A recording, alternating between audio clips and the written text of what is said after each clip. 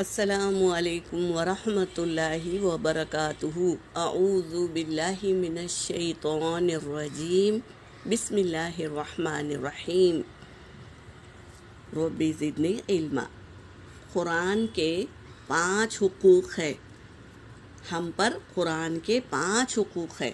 Number 1، اس پر اللہ کی کتاب کی حیثیت سے ایمان لانا، اس کتاب پر اللہ کی کتاب کی حیثیت سے ایمان لانا۔ نمبر 2، اس کی تلاوت کے لیے معمول بنایا جائے، روز پڑھنا ہے اور ایک وقت مقرر کر لیا جائے، اور معمول اس کو کہتے ہیں روز پڑھنا اور ایک وقت مقرر کر لینا۔ اور نمبر 3، اس پر غور و فکر اور تذکرہ کیا جائے کہ اللہ تبارک تعالیٰ اس آیت میں ہم سے کیا فرما رہے ہیں، اس پر غور و فکر کرنا، اور کیا حکمت ہے اس آیت میں، اللہ کیا حکمت بتا رہے ہیں، اس پر ہم کو غور و فکر کرنا ہے۔ نمبر 4، اللہ اسے ذاتی و اجتماعی زندگی میں نافذ کیا جائے، جو احکام ہیں وہ احکام کو، حکم کو اپنی ذاتی زندگی میں نافذ کیا جائے۔ ایسا نہ ہو کہ پڑھ کے ہم اس کو چھوڑ دیں، نہیں، وہ جو احکام آئے ہیں اس کو اپنی ذاتی زندگی میں نافذ کیا جائے۔ نمبر 5، اس کی دعوت دوسروں تک پہنچایا جائے۔ اس کی دعوت یعنی قرآن پڑھنے کا جذبہ اور ابھارنا ہے لوگوں کو کہ اللہ کی کتاب پڑھے۔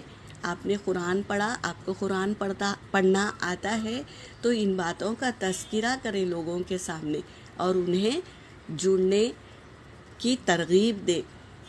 جیسے کہ ہمارے دوست ہے، فرینڈ ہے، تو ان کو ہم قرآن پڑھنے کی ترغیب دے کہ ہم پڑھ رہے ہیں، فلانی جگہ ہم پڑھ رہے ہیں تو تم بھی جڑ جاؤ، یہ ہمارا حق بنتا ہے۔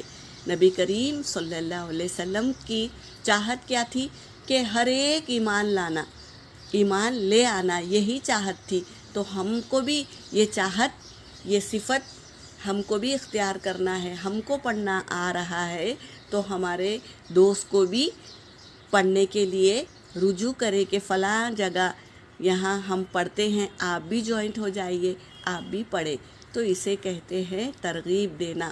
تو ہمارا کام ہے، ہم نکالے ہی گئے ہیں کہ کیا ہے، نیکی کا حکم کرے اور برائی سے روکے، یہ چیز ہم کو کرنا ہے، ہم پر فرض ہے۔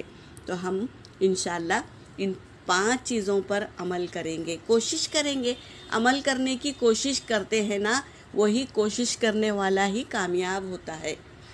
تو ہم انشاءاللہ کوشش کریں گے اور ان 5 چیزوں پر ہم کیا کریں گے، عمل پیرا ہوگے انشاءاللہ۔ کوشش کرنا ہمارا کام ہے، اللہ اسے آسان بنا دے گا۔ یہاں پر میرا سبق ہو گیا، وآخر دعوانا ان الحمد للہ رب العالمین۔